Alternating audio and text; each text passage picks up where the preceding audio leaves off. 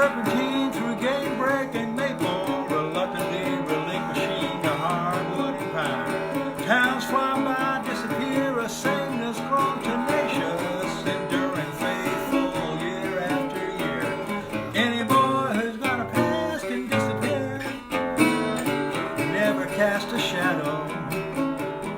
In a town like this, everybody knows.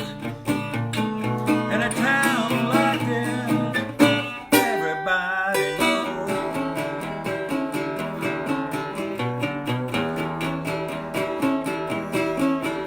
Well, a girl child born in 86, raised inside a fog of wealth and nurtured by the Ozark Nazarenes. Silent and serene, drifting in a dream, the promise of a future. And any boy who's looking to get lost might be found. In a town like this, everybody knows. In a town like this, everybody knows. Woo! Well, the squid. Here we go. Well, the squids and screens of woods and green so fine, the mountain now invisible to the hurried eye. And in the rhythm of a mountain man, a melody surrenders and falls down to earth, a beautiful surprise. And any boy can come to town, look around, maybe settle down. In a town like this, everybody knows. In a town like this, in a town like this, everybody knows. It's a crying shame.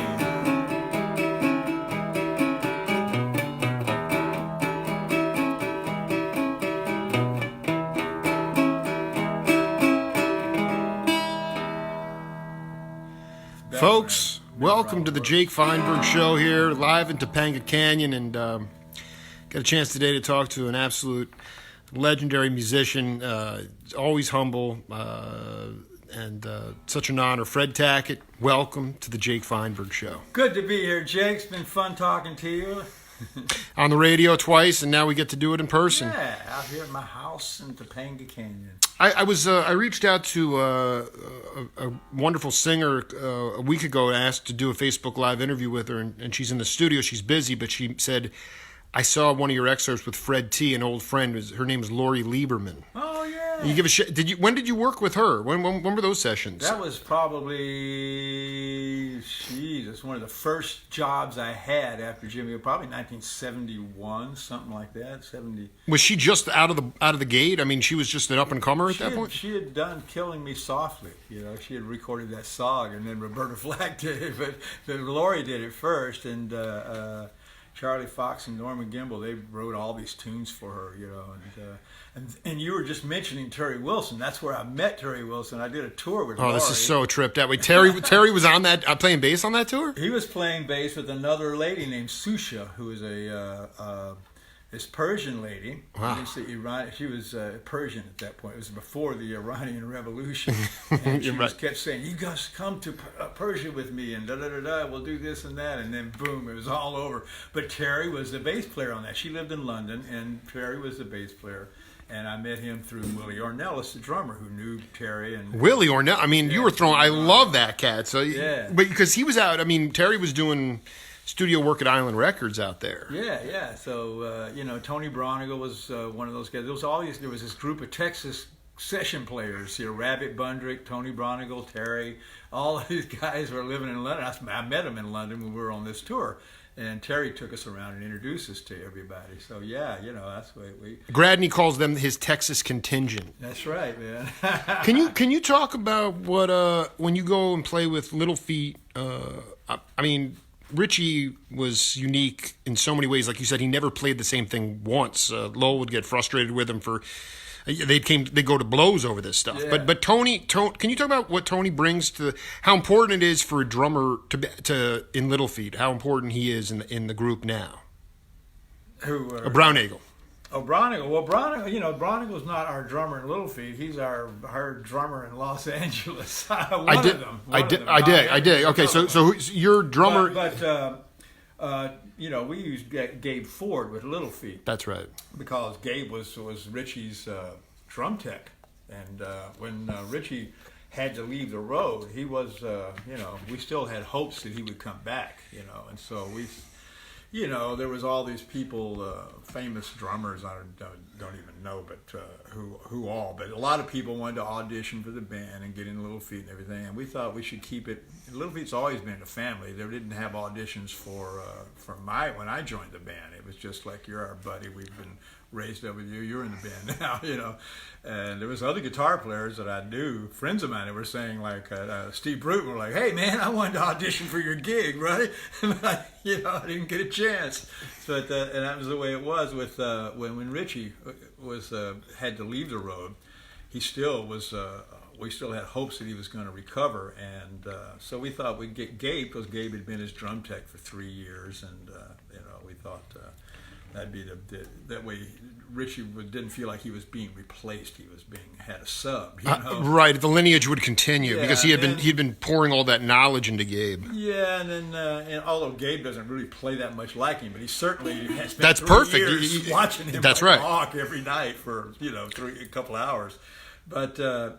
Tony, is just this amazingly great producer as well. I've, run across him so much. He's a wonderful producer of records, and he's done so many blues records out at the Johnny Lee Shell's house. Johnny Lee Shell's house. Anyway, over the years, we just on several occasions gotten together for benefits, like we did up in Ojai. Ojai, and.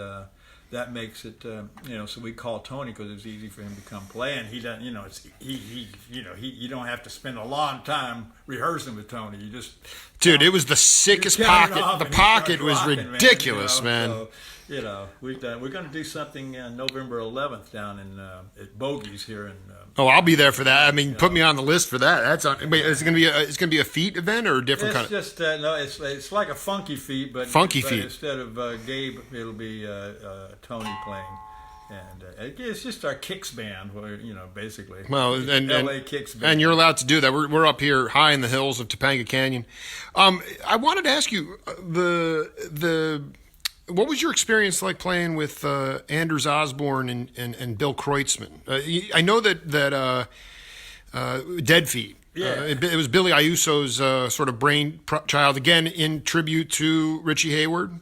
But you and Fred, you and Paul wound up playing in that. What was it like playing with Billy Kreutzmann? Oh, that was a hoot. We had 2 drummers because it was like, we were doing Dead songs and Feast songs. So we had 2 drummers, but Bill, before he got so busy with his other projects, Dead Incorporated, right. Stuff, But at that time he was available and living in Hawaii.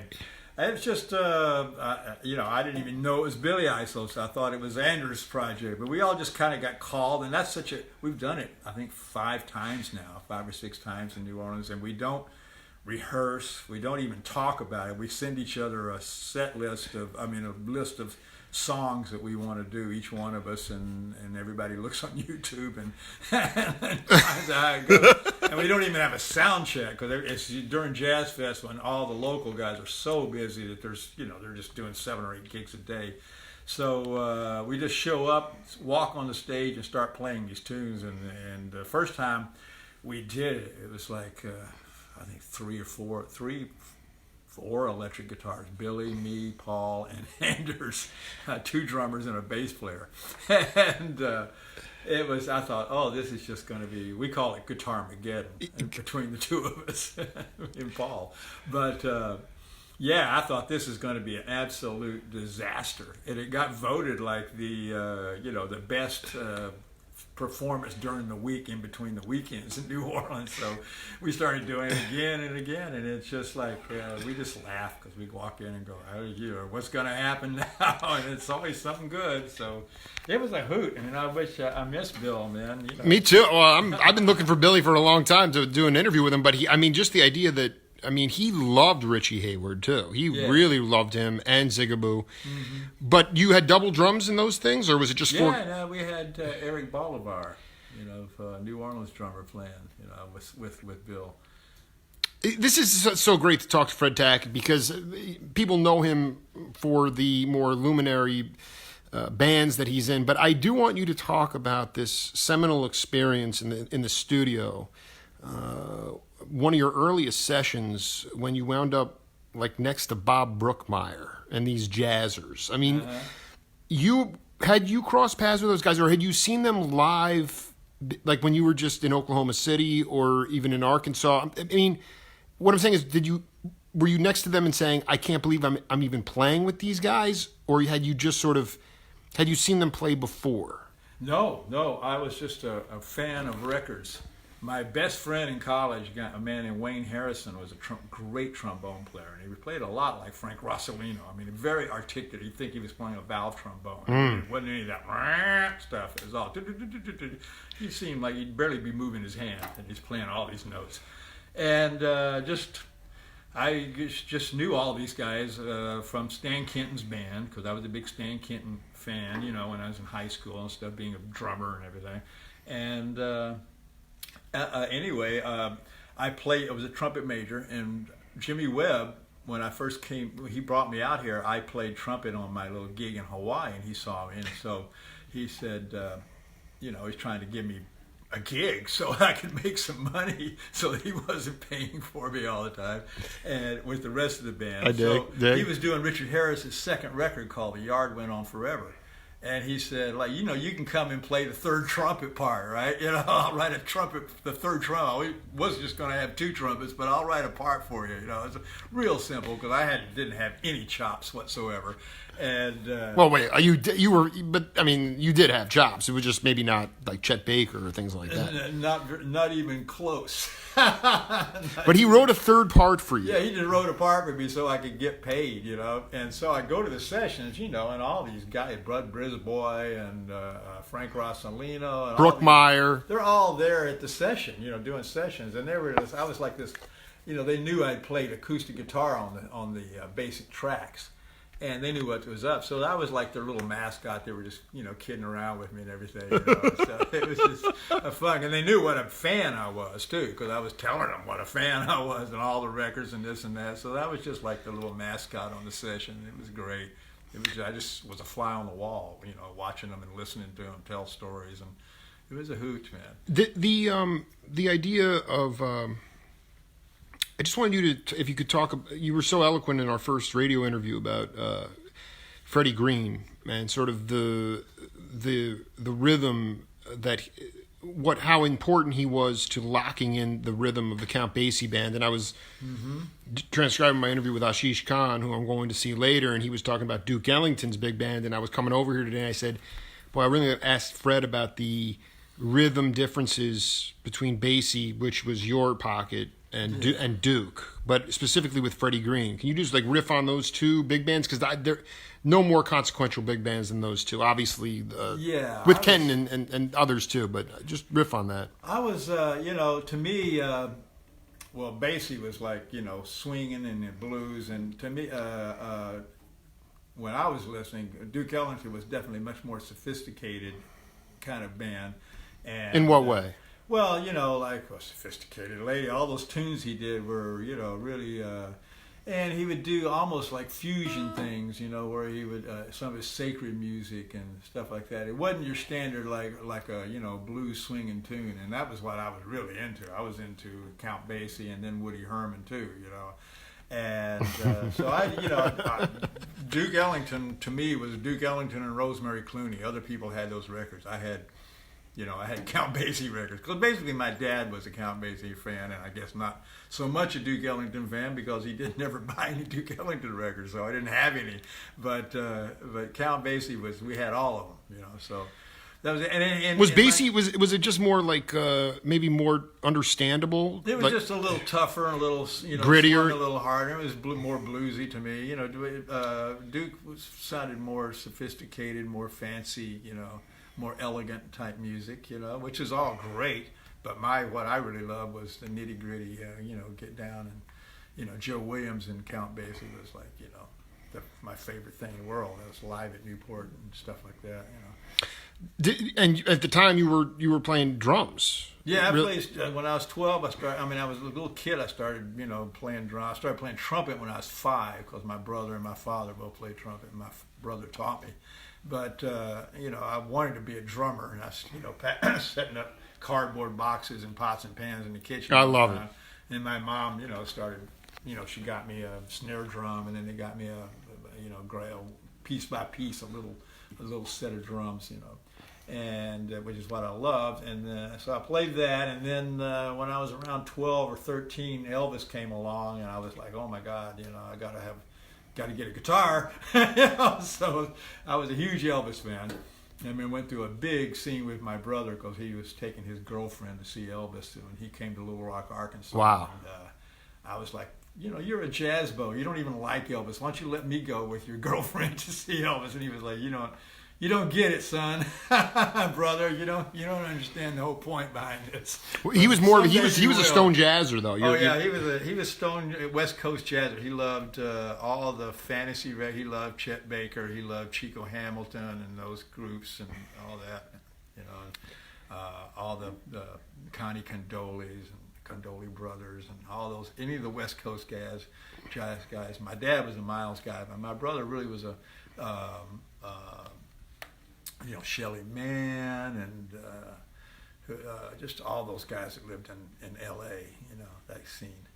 It was funny, I put up the transcription of that insane, it was Martino, the Italian joint where Nielsen would start the recording sessions. You guys would be there and having a ball, then you go in the studio all night. It would just be a party, and then the RCA, the disciples came down and were like, we're really concerned. Why can't we just do this more efficiently? And he's like, get this guy out of here. But the thing I wanted to ask you about is someone chimed in today about Joe Davis, and can you talk about, you were playing drums in that band? Yes, in Oklahoma City. Yeah. So I'm always obsessed with this stuff because. And I don't have to, that those jazz drummers were using the bass drum, they were feathering the bass drum a lot of the time. They weren't using it in a pulsating, they weren't using it, right, okay? Right.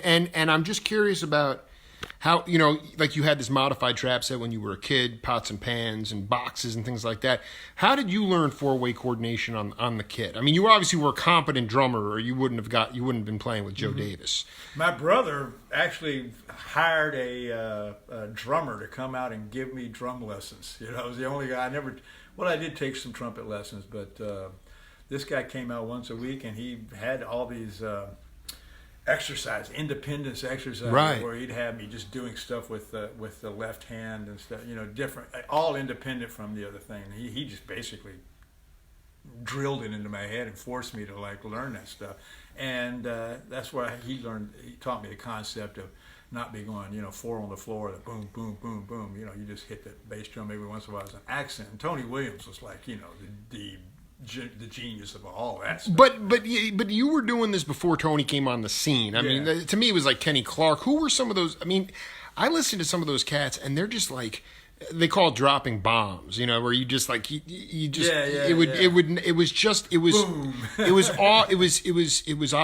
wasn't avant-garde in the sense of like free music. It was just there was 4 different rhythms going on at one time. Yeah. I mean, did you feel like a certain? Were there cats that came through also Oak City that you maybe had, you were like, hey, why don't you play my kit for a while? I mean, no, I worked 6 nights a week, man, and went to college in the day so I wouldn't get drafted. I never saw anybody, man, in Oklahoma City. I think I may have seen James Brown once. We had a night off and we got to see James Brown. But no, man, that Oklahoma City 2 years was just 6 nights a week plowing through the music, man. And it was nights off. It was like American Songbook, original tunes. I mean, I would love. I just want to hear Tackett on the trap set. That's really what I want to hear. It was the first set was like dinner music, and then the second set would be a show. Like I described how these traveling acts would come through, and we'd back up their show.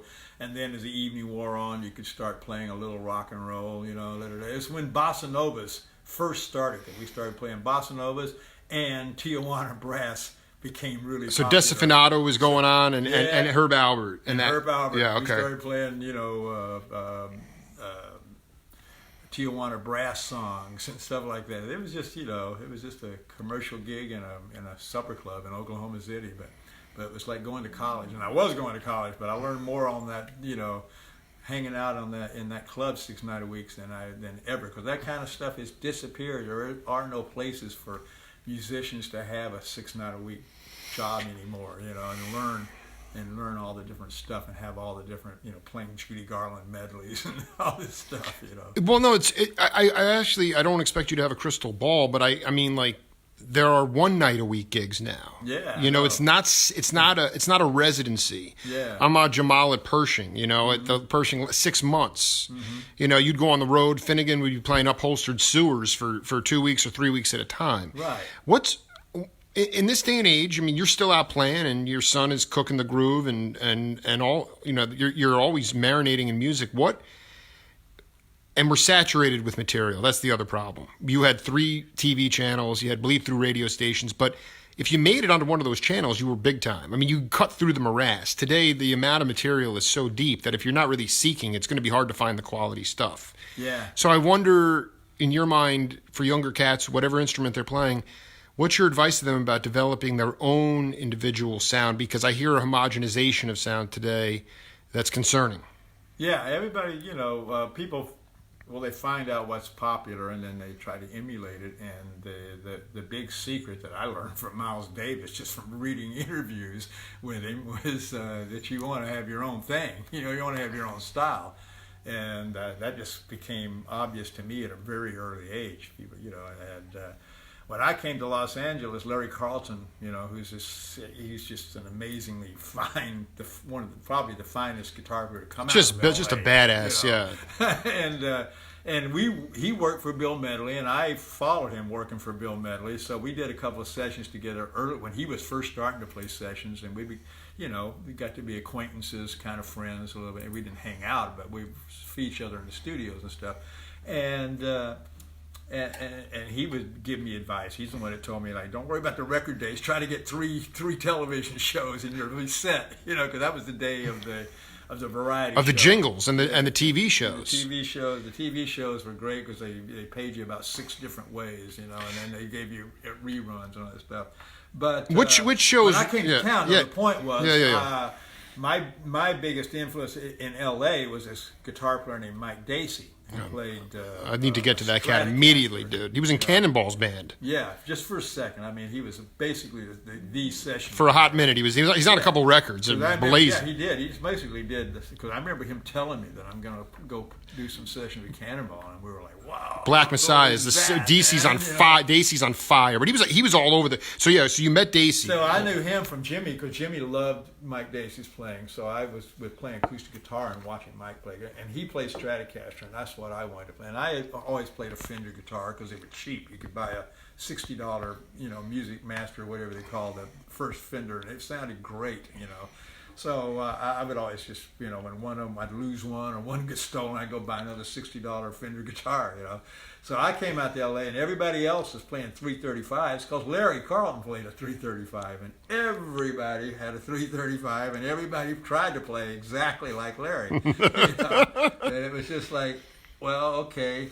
so I just did what I did, and then I got sort of not that I played all that great, but it was different. It sounded different than everybody else, and it was just a different thing. And that's how I managed to get into the scene, and was by the fact that I had a little different groove than the other people. Well, you just said that everybody was trying to sound like somebody like Larry. Yeah, because he was the cat. Man. He was the cat, and that's no different today. It's a smaller group, drummers or anybody. They're trying to comp a sound or beats.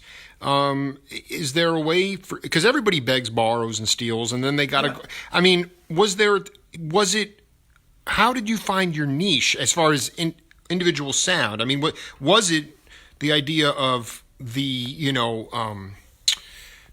going into the separate room and cutting while everybody else was listening, and you're doodling, you're finding a new groove to put in the stereo recording. I mean, what was it that allowed you to say, well, maybe people couldn't say, oh, that's Tackett right away, but you knew you had your own thing going on? Well, it was, again, it's a rhythm thing. The fact that I had been a drummer gave me, I think, an insight into, I think everybody who's a musician ought to play drums at some point so that they know what the drummer's thinking and feeling. That's interesting. When he's playing. Right. That's it. Yeah, that's right. And my drum teacher always told me, like, you're the leader of the band. I don't care who says they're the leader of the band. The drummer's the leader of the band. The vessel. And I learned that right off the bat.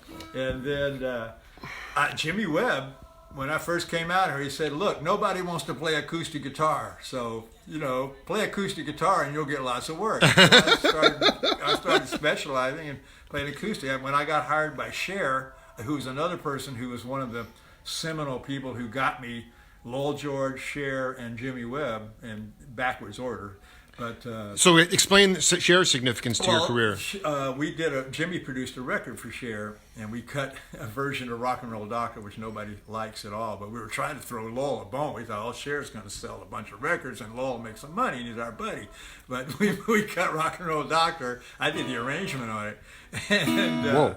And, everybody's like, oh, my God, it's like a joke. You hear Cher do Rock and Roll Doctor? And we don't understand, man. We were trying to get Lowell some bucks because he was starving to death, man. He needs some money, man. So we thought we were doing him a favor. Anyway, we did that record, and we had Neil Young tunes, and we did all these, like, songs, to get Cher, covers for Cher. And she was starting her TV show right after that record came out, and she called the arranger, I forgot the first guy's name, then it became Harold Batiste, who was, the musical director, was so hip, but from New Orleans. Oh, yeah. Really? But, yeah, he was her musical director for years. He was out in L.A.? Yeah. Wow. Yeah. Wow. And she was very hip. She always hired some cool cats and stuff. So anyway, she called, the contractor called me and said, yeah, Cher says you like to play acoustic guitar. So I got the gig, because nobody else wanted to play. I remember Waddy Wachtel one famous time, like they wanted him to play 12-string. He said, no, I don't play. I'm going to play a 12-string. I heard it's call Fred. He'll play the 12-string. So I was like, I would do the gigs that nobody else wanted to do. Because everybody was I'm happy to do the shit work, man. I'm happy to be the guy that sits in the toilet and strums on the guitar. Well, but also it's like, I don't know, it's like being a utility player on a bass. You got 9 different baseball gloves, and people are like, just let Fred can play second, he can play short, he can play first, he can catch. But what year was this? Was the infatuation with the electric at that point in the peak mode? That's why nobody really wanted to play the acoustic. It's probably 72, 71, 72. Well, Dixie Chicken came out in 72. Oh, wow. So it was like 70s, like 70, 71, 72 when I was doing that stuff. And the acoustic was not in vogue at all. And so you wound up... what... Well, they always had them. They always had a couple of acoustic guitar players, yeah. But nobody wanted to be that dude. Everybody wanted to be the guy playing electric, So I was like, yeah, I like playing electric, and they were kind of cool because, I found this. I was specialist, and the rhythm thing, I could play with the drummers. I always thought that we'd always talk about how the hi-hat and the acoustic guitar would be mixed together. So every time you hit the hi-hat, it sounded like you were hitting a little chord too, because they just went together, really good. And I could hear that because I had been a drummer, so I knew what the scene was. Basically, to me, they went together. And there was a famous story that Billy Payne tells you when you interview him. Well, I've interviewed him twice. So I have to go back and dig. Well, go ahead. We did a session, and I was out, in the studio messing around with my guitar, and the producer was in there, and he was like, he could hear all the electrics and hear the pianos and all that stuff, and he said, what in the hell's Tackett doing? I can't hear Tackett. Yeah, I don't hear nothing. What the hell's he doing? And Billy said, pull down his slider, and Billy pulled down his slider, and the rhythm just kind of went, and he was going to put the slider up, and he goes, you see what he's doing? You don't hear it, but you feel it, and that was kind of like. As best you can in words, that's because you were a drummer. Yeah, it was a feel thing. Because that might go over a lot of cats' heads, but when it had to do with a rhythm that you were creating, that was absolutely noticeable when it was out of the mix. Yeah, it's like, yet it was on acoustic guitar. right. It's like you feel it, but you don't hear it, necessarily, but you definitely feel it. I mean, can you talk a little bit about Lowell George was starving when you met him? Well, he was starving, I mean, you but, loved, but you wanted to, yeah. Wasn't like rolling in dough by any stretch of the imagination. Was he? I don't want this to come off because I'm the farthest thing from a Lowell George expert, but was he always sort of in his own Zen way, sort of having a hard time getting out of his own way? I don't know. He just had a very specialized. He was like Frank Zappa. He wanted to have hit records, but he wanted them on his own terms. He wanted to write on his own terms. He wanted to do everything on his own terms, which was, he's an artist. He wasn't just a guy who was chasing the radio. I dig. I mean, he was trying. He was trying to incorporate artistry into his musicianship. Yeah, exactly. Truly. So that's where he was coming from, and it wasn't very commercial. I mean, when Dixie Chicken is supposed to be our hit record, and I had a song, Fool Yourself, on that record, and I can guarantee you that it was not a hit record. We never got paid that much money for it. Over the years, it's become like a little annuity because it keeps going and on, but when I as far as royalty, I mean, getting checks, the royalties just keep happening, but then they're never very much. But but it's still classic. I mean, it's just it's still this cyclical thing there. Yeah, but when Dixie Chicken first came out, I remember nobody was at first. Nobody bought that record. It was only later on that people all started going, oh, yeah, that's a great record. That's the thing. And that's the way it's with Little Feat's always kind of been. It's like later on people sort of catch up and go, oh, yeah, that one's really good. It's like that Bob Dylan gospel thing. It took them 35 years for them to finally say, hey, you know what? That was really a cool band. And Bob's really singing great. Dude, it's like, I got it in the car right now, man. It's the greatest. The Sanger soundboard is just... And everybody hated that stuff. They just couldn't understand what in that. Well, I don't, I would just say, maybe the audiences did, but when I look back at, especially Jerry Garcia saw you guys at the Warfield in 1980, and at the time, I mean, he had been doing stuff with Maria Moldauer and Donna Jean Godchaux, but when he saw when he saw your band, immediately the gospel singers were brought in, Jerry's band, within a couple of years. Really? Or they brought Melvin Seals out of the church to play organ. Mm-hmm. And that to me was so cutting edge because, like Bob Keltner said, that Bob wouldn't smoke cigarettes in front of the audience. He was trying to be as good as possible. Exactly. Okay. He was also singing these incredibly original tunes that were from Scripture, and then obviously you had this burning band, and I guess it ages well, but it had a massive impact on other musicians who saw that tour at that time. Musicians, I'll grant you that. That's for sure. It was the general public, and musicians. And Little Feat's always been the musicians' band. Musicians loved Little Feat, and baseball teams loved. You can always hear a Little Feat song at the baseball park. Oh, Atlanta's big. Did you? I'm curious about you joined the band in the. After the hiatus after Lowell died. Right. What's interesting about just different bands completely, but with the Grateful Dead, what was astonishing is that the older they got, the younger the crowds got. Mm-hmm. With Little Feat, did you find yourself when you got back on the bandstand, when you joined the band, did you find the audiences was it just a bunch of old hippies, or was it actually younger cats coming? Because to me that music, like you said, it aged well and it brought in younger people. But what were the crowds like? Were they reminiscing, or did they actually get younger? At first, it was old, the Church 100. The old cats were the ones that were there, and that was who the audience was. And we put out "Let It Roll," and everybody was like, "Whoa, Little Feat's back!" and and they heard it, and they, it sold like, it was like #1 record and all that. And then we put out the second record, representing the Mambo, and it sold like not anywhere near like mine. So it's like, oh, hey, Little Feat. Oh, yeah, right. I remember those guys. And that was pretty much the Renaissance thing. After that, it was back to being normal Little Feat records again. But, and it was funny because the Grateful Dead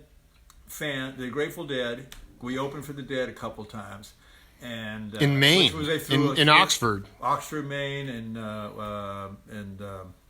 Eugene, Oregon. We did 2 nights with them, and then we did a couple of days at a Giant Stadium with them, and that was all Jerry. Jerry,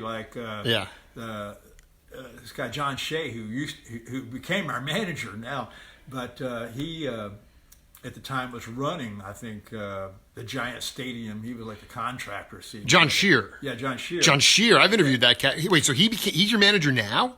Basically, yeah, him and Cameron Sears. Oh, that is fantastic. Yeah, I didn't mean to cut it off. So Shears, so Jerry. So John Shears had some kind of beef that was going on between Peter Asher Management, who had Linda Ronstadt, James Taylor, all these different, Joni Mitchell, all these people besides us. And there was something going on. I don't even know what it was, but John Shear was like, no way, Little Feat ain't going to be on this gig. And Jerry said, look, we got this scene with the police where they want to get the people out of the parking lot and into the thing, and everybody's just hanging in the parking lot all day. And if you want people to come in the parking lot, you hire Little Feat. End of story. That's all. I did. So the opening band, they were in the parking lot before the Dead would come on. If you want the cats to come, I dig it, man. They wouldn't come in. They just ignored the band. And Jerry said they won't ignore Little Feat. They'll come in and dig it. And he was right. They did, because there's a Spike Lee Nike commercial that he shot at that gig, and it's in the daytime, and you can see it. The audience is, and it's not a picture of us, but it's a picture of the audience at this big festival, and it's I found out from one person or another that Spike Lee was recording the audience of that, so you can see that this audience is all came out of the parking lot and into the session. So that's how Jerry got us that gig, and Phish did a recreation. They did in Columbus. When was that? That was like 15 years ago. It was it was a Halloween show. Mm-hmm. And when they did that got a lot of young people came in. They saw that and they went, "Oh wow, this is cool!" And so they started coming. So it's the musicians, Phish and the Dead, that liked the band, that always trying to throw us a bone, trying to help out because they dug us and everything.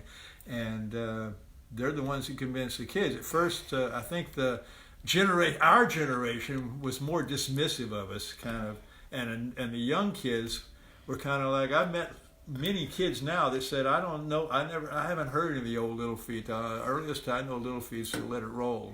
They only know the new records, and which is very cool. And now I'm sure they've discovered the old records now, but I bet Bobby played a role in that too, because Gradney played in the Midnights, was having a ball, but also Shear almost got to the point of management with Bobby back in the day. So you guys had some, but I guess what's interesting is, I'm trying to square the circle again. This is in the 70s before you joined the band.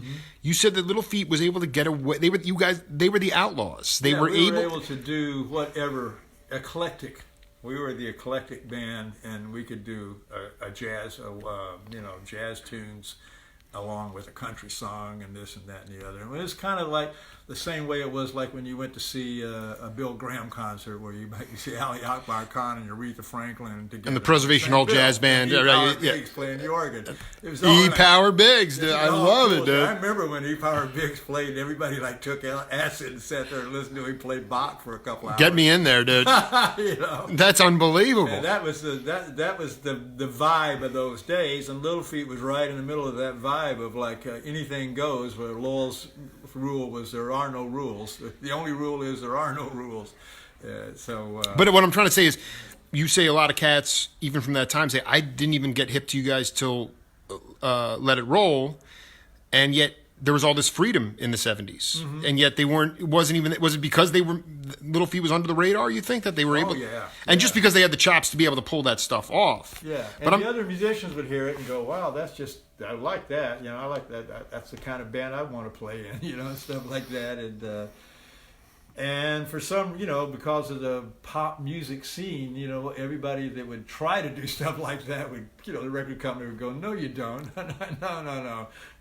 We're not going to do that. You're going to do what you do when you do what you do." But Little Feat was, for some reason or another, maybe because I don't know, we were the pet of Warner Brothers or whatever, but you had street cred with them, and they knew that you guys. It's could you play "Fool Yourself" right now? Well, let's see if I can find my pick. Yeah. Try to play some. I woke up this morning. I said, "Don't fool yourself." This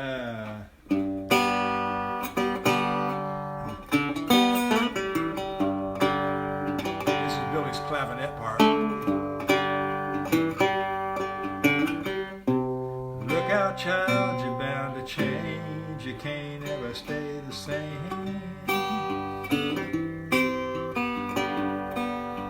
'Cause if you keep on singing the same old lines, you look around and find your friends out of town.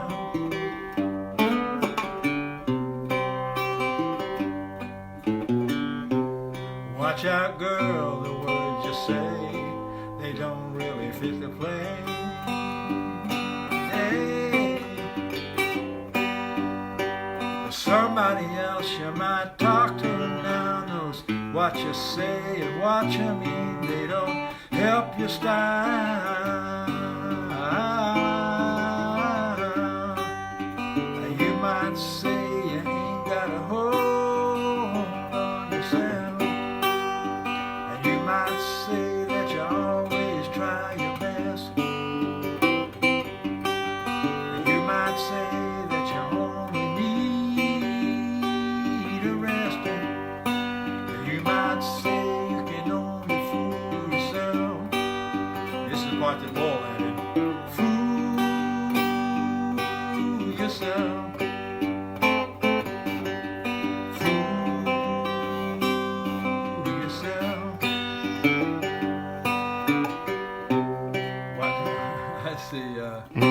Don't believe the words you read, they're written on the street.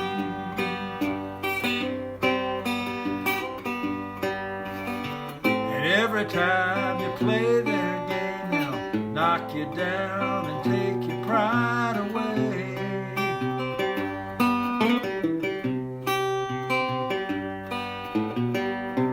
See how bad you need to cry.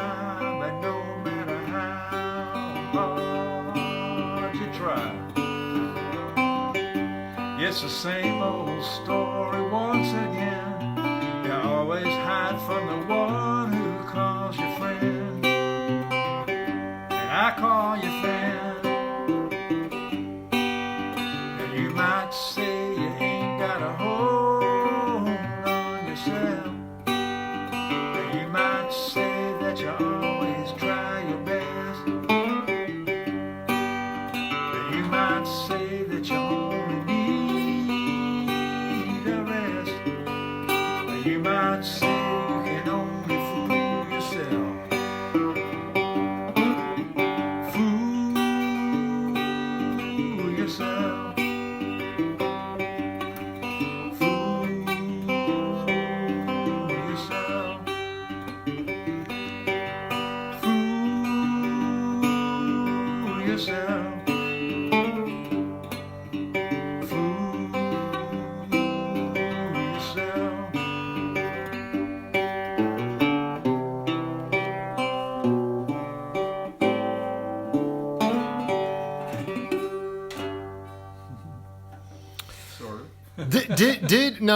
Did you, the title of the tune came from Lowell's insertion of that? No, the song was called Fool Yourself, and he just thought like, you need to put a chorus, we'll put a chorus in there, we'll repeat it, because that just ended with like, you might say you can only fool yourself, and he said, let me add like, fool yourself a couple of times, it'll be cool. And, that was a genius. Well, he would hear something and just throw a little extra thing, and he'd go, yeah, right. And I always try that. I'd always say, okay, that's going to give you like writer's credit for that. And he'd be like, no. He was so supportive. That was the thing about Lowell that I really loved. He was very generous with his support, his love. He just was that kind of guy. Everybody, he pushed you all the time to. I'd go play a gig and things would be falling apart, and I'd look around and Lowell would be up on the stage like adjusting my amp and shit. Barrere said that too. I mean, he just said it. With Little Feat, everything is a collaboration. Everybody gets a piece of the pie. Mm-hmm. How have you tried? I mean, clearly you're still cooking the groove on the bandstand, but how do you try to continue to push forward that generosity in music? I mean, there's a supply and demand issue now where you have kids learning in academia. Like you said, your best college was on the bandstand. There's just you don't have those apprenticeships anymore. Yeah. And also the thing that I think has really infiltrated music is that you have a lot of people that are being propped up as pop stars, and they're not even good musicians. You get auto-tune, you can fix anything, okay?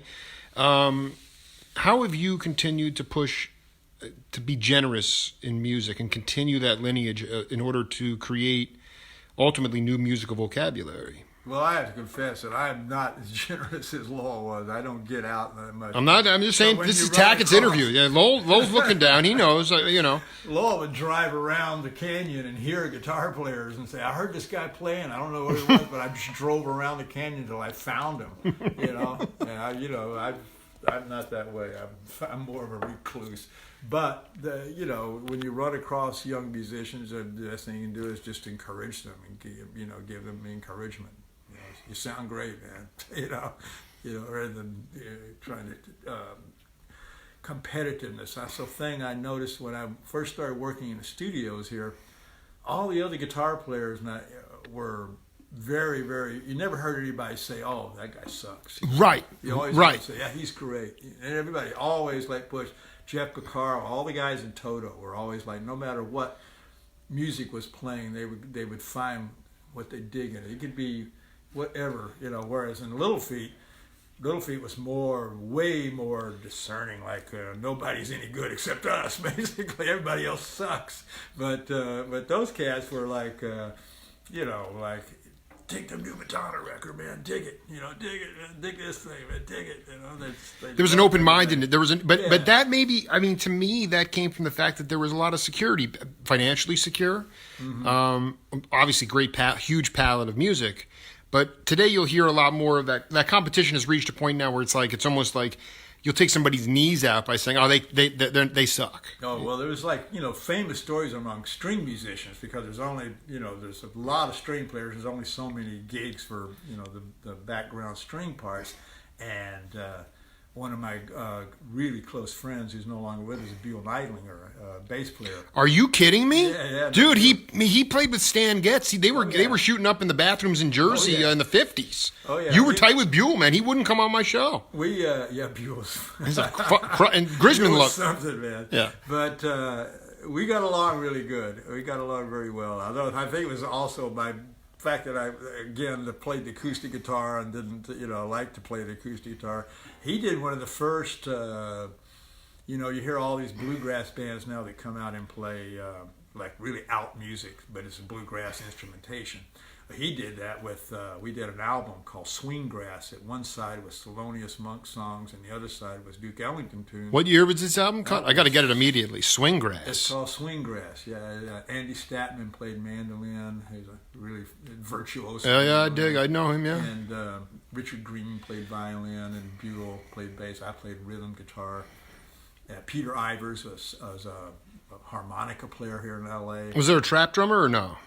Yeah, Peter Erskine played drums. Oh, he didn't rehearse with us. He just came and played the session. That's insane. But, and it was bluegrass instrumentation, but playing Thelonious Monk. And we'd go over to Buell's house once a week to rehearse, and it was like going to a class, because he would tell us all these stories of playing with Cecil Taylor and all these guys and how to play this music and how to we were doing giant steps and shit like that. And I'm on acoustic. I love it though, but that's your best. It was all ching, ching, ching, ching, ching, stuff like that. And the fact that I was a Freddie Green freak helped me good on that, That stuff. That was all I had to do was back that stuff up. While Andy Statman and Richard Green were Richard, those guys were that was new acoustic music what they were doing back with the Great American String Band and things like that. What this is really important actually. I'm surprised you didn't play mandolin on that with Buell, but I'm curious because you were talking about before. I said, did you get off on the Bill Monroe bluegrass style mandolin playing? He said no, Ry Cooder. Yeah.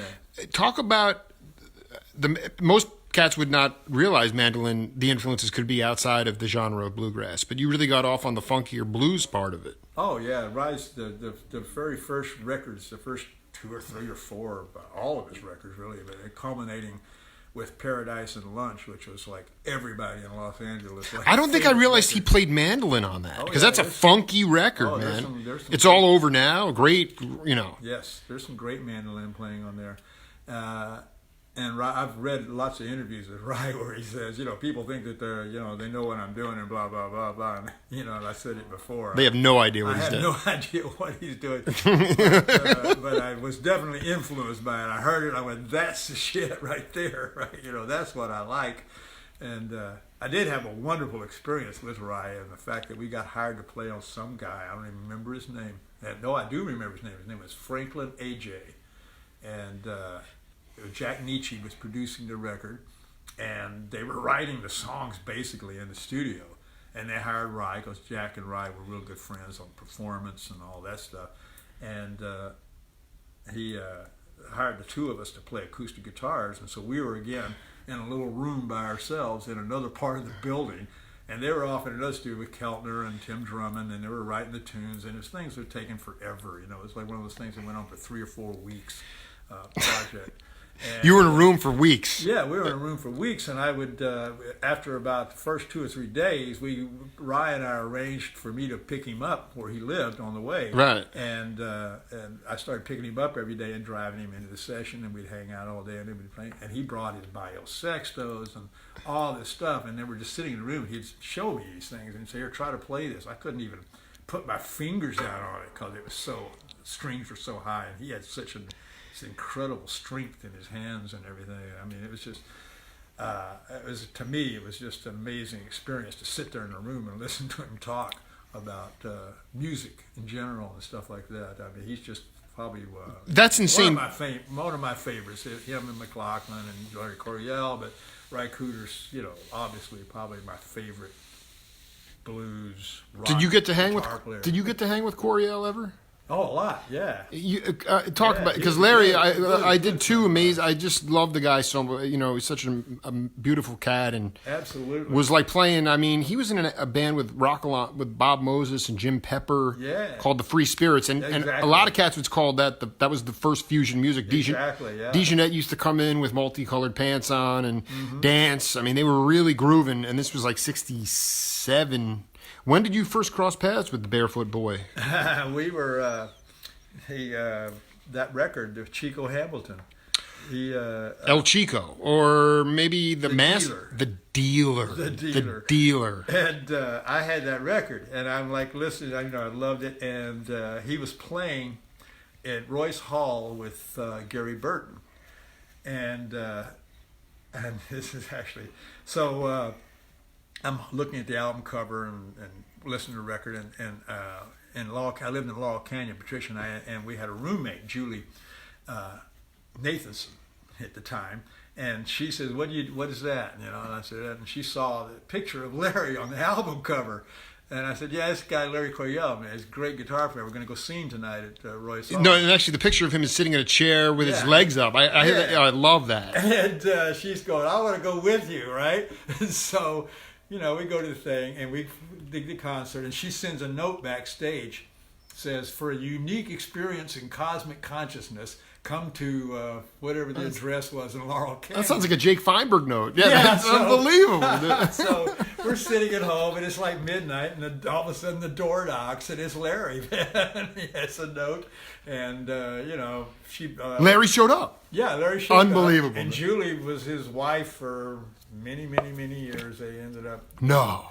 not. She had 2 beautiful kids. Julian, who's a wonderful guitar Julian's a great guitar player, player, and man. Morale, who's also a fine blues guitar player and singer and everything. So we watched both those kids grow up. Morale first, and then Julian. And Morale means the flute of the Lord Krishna, as a matter of fact, Mariah. They were both Sri Chamoy guys, along with McLaughlin, you know, and Santana as well. Yeah, Santana. That's right. No, I mean that the great. so anyway, that was what I knew. I mean, Larry, every time he would come to L.A., they would stay at our house and here in Topanga, and then he became a really close friend of Jimmy's. They did a radio show for years together.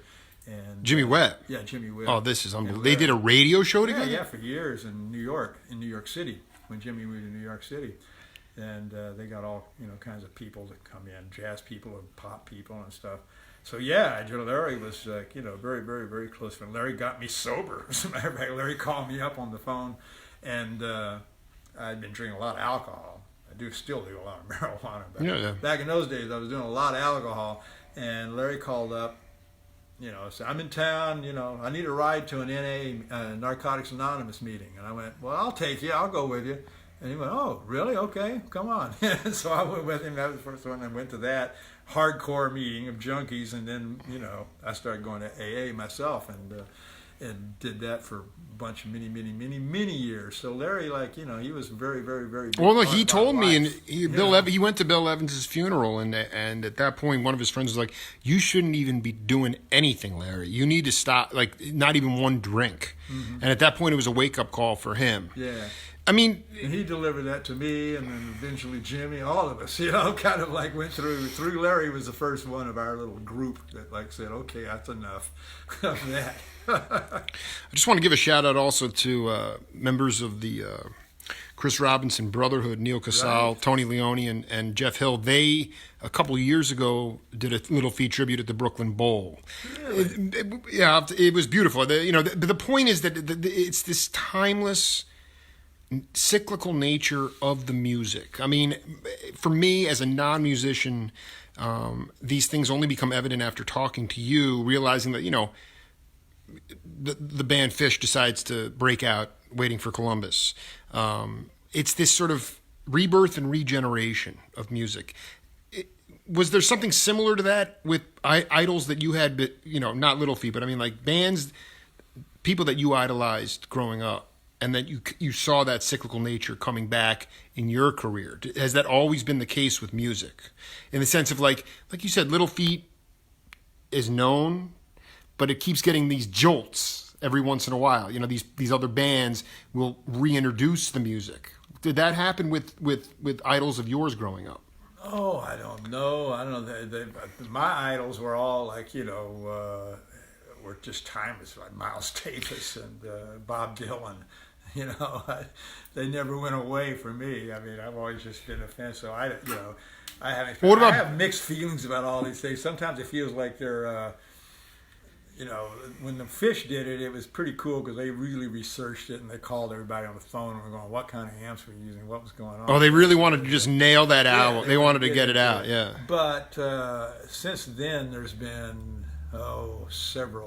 several incarnations of different people that have decided they're going to do Waiting for Columbus, and I think sometimes it feels like they think we're gone, and so they think they can sort of just rob in on this thing, and they don't really learn the songs, and they don't really know how they go. I mean, you can listen to Fat Man in the Bathtub, and you think, I know how that song goes. It goes, Fat Man in the bathtub with the blues. I hear you moaning, but it's not that. It's like parts. Everything has a part to it, and it has to be that part, or it doesn't have the little groove that Billy and Paul and Lowell put together when they made that record. And it's like the slide and the guitars are doubling each other and stuff. Right. And it's got to be exactly that way, and nobody ever does or bothers to even think about it. And then it's like, it definitely was a Little Feat tune, but I don't know if it sounds too much like Waiting for Columbus, and so. I have mixed feelings about all that reincarnation. You also have mixed feelings about what I like about Fred Tackett. Fred Tackett, he's a skeptic as it relates to where drummers play on the beat based on regional parts of the country. Some people will swear to the idea of people in the South playing behind the beat. Yeah, I don't know about all the stereotypes. I like it. I mean, I just one final question for you, and that is basically, how did you keep yourself together when Lowell passed away? You loved him so much. You guys were on tour promoting his solo album, and I know there was a lot of carnage and drug use and things. But I mean, in general, for people that are suffering, the music biz is hard enough. Being on the road can eat you alive. How did you overcome it? Well, it was a devastating period. I mean, everything stopped. Everybody, you would think that when Lowell died, that everybody would say, "Oh, okay, I'm putting down I'm putting down all the drugs, I'm putting down the stuff," and because our buddy just died, but It only it increased. just increased, man. Everybody was like just out of their minds, and nobody was doing anything. It was just 8 years of trying to carry on. Fortunately, I was lucky in the fact that like within weeks after he died, I hooked up with Dylan, and actually Bob doing his whole Christian religious thing, and Keltner was so into it that it was definitely a refuge for me. Oh, it's You know, just 'cause perfect it tonic was at that so time. Oh, horrible, it's- and then these guys all come in and go, come with me. We're gonna go sing some Christian music, and I was like, okay, let's go, man.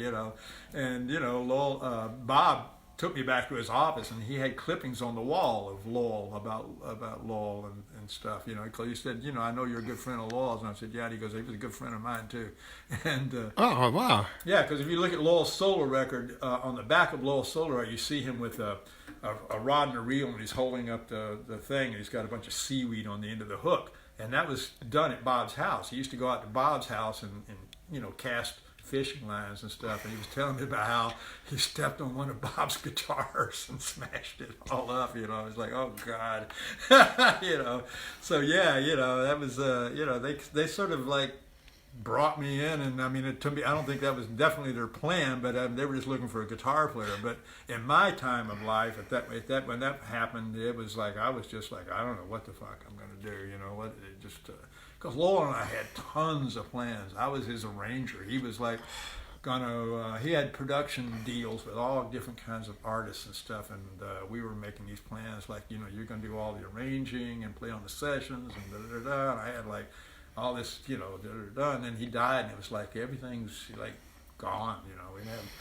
I don't know what I'm going to do, and these guys just sort of brought me into this fold, and we went out and did that for 3 years, and and then Billy and I were doing Bob Seeker. He said we're going to put the band back together, only because the Alley Rehearsal Hall dedicated a room to Lowell and asked the band to come down and play some tunes. Really? And everybody kind of went. We kind of, Billy says it was like playing Christmas carols. It was like you sort of played through it, and you kind of halfway, sort of like me playing Fool Yourself. Well, you did fantastic. You said, oh yeah, that was cool, that's cool. And everybody was like, oh, this is great. Maybe we can put this back together again. That's how it got back together, was from that. But it was a devastating period. It just stopped everybody cold, man. Billy went off to play with everybody in the, James Taylor, and you name somebody, he was playing with them. And the rest of the guys in the band just sort of like meandered around, doing. Yeah, the music's. I mean, you weren't. And to be clear, you and Lowell were working. You were cooking, but you were not yet in. You had never been in Little Feat, so you. No, I just kind of was through Lowell. I was sort of a utility infielder. Dude, 9 different gloves for this guy. They dude. would call me in and say, like, play a little mandocello, or I used to do a thing where I played guitar with a pencil, like a rhythm thing. Again, it's from being a drummer, because I was like, I was doing a. Hand me your little pin there. Yeah, absolutely. I was doing a Bonnie Raitt horn session, and I'm sitting there with a guitar, a horn arrangement, and I'm like figuring out the part, and all of a sudden I had the pencil, and I'm writing this stuff out, and then I just went, oh, what is that going on? I went,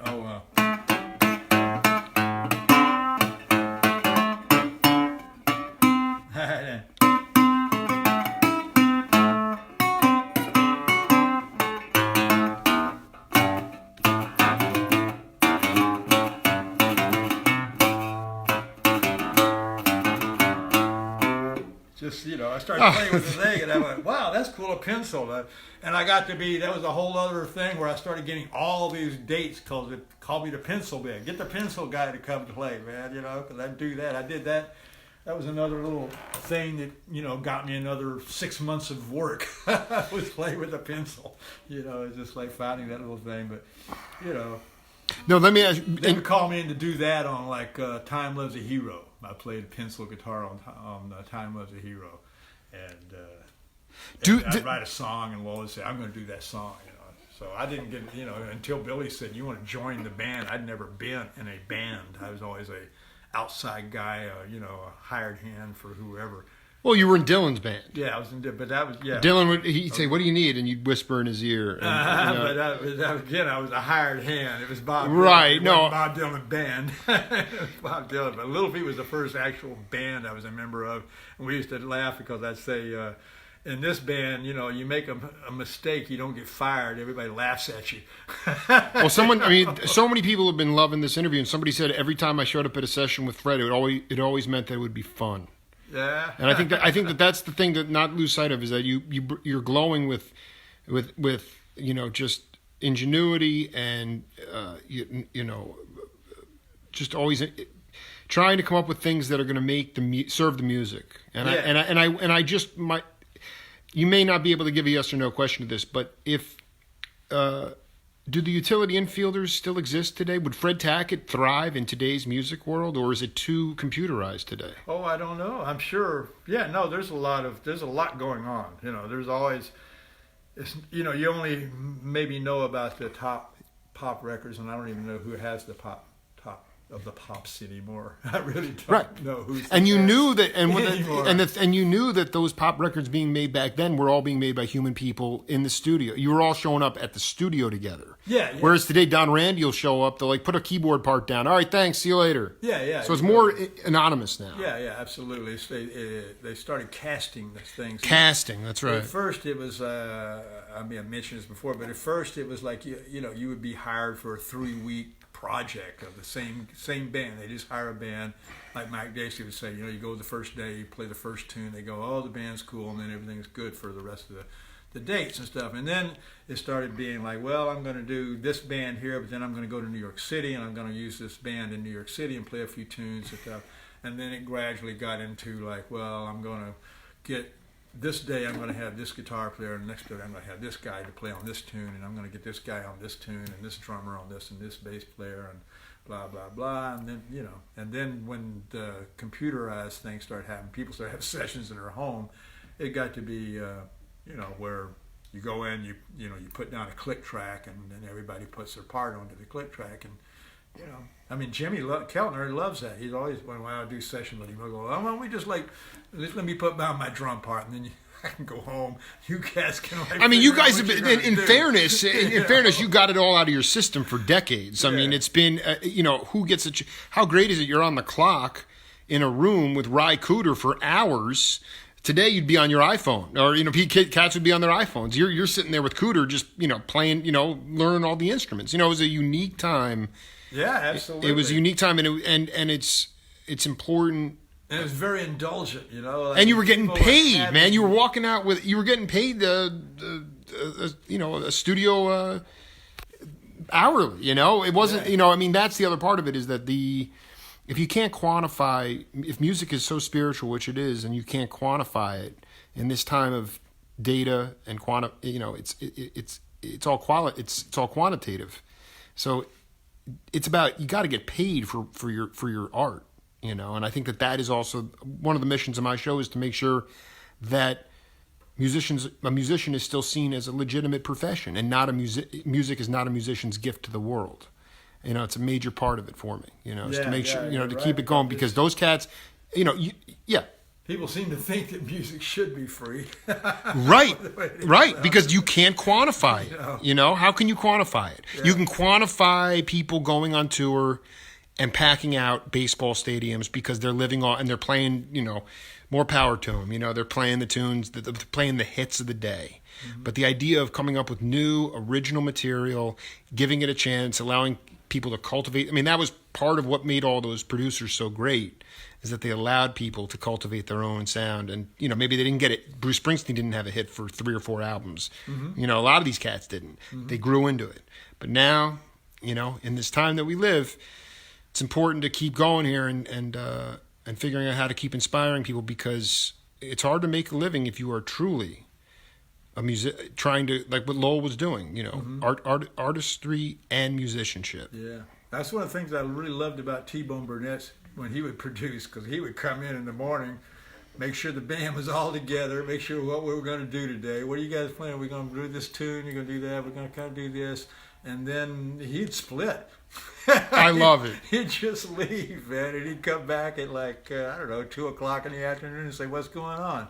Oh, it was like the White Christmas session that you were with Dylan, you know? Yeah. You look up in the booth and they're gone, you know? And then it turned into those bootleg sessions. But T-Bone was like, well, I'll let the band, you know, he wouldn't sit there and micromanage what everybody was playing. He'd just let you do it, and then you'd come back and you'd listen and you'd say, oh, you know, that sounds really great, or maybe you should, like, we'll add a so-and-so into this, and we'll do this and that and stuff. But he told me once, he said, I'm the guy that's in between the record company people and the music going on. Right. And like, he respected the musicians to work it out. Exactly. And that to me is essential if you actually had a record industry. Yeah, Fred Tackett. So there's a lot of that going on still today. Still today, when I go to sessions, I think I told you I did a tribute to Mose Allison, who's another one. With Don Heffington, who's tuning in on this. Heffington, and that was you know, Fiona Apple and Chrissy Hine. Everybody just sort of came in, and you know, we played the song once, played it again, and you know, see you later.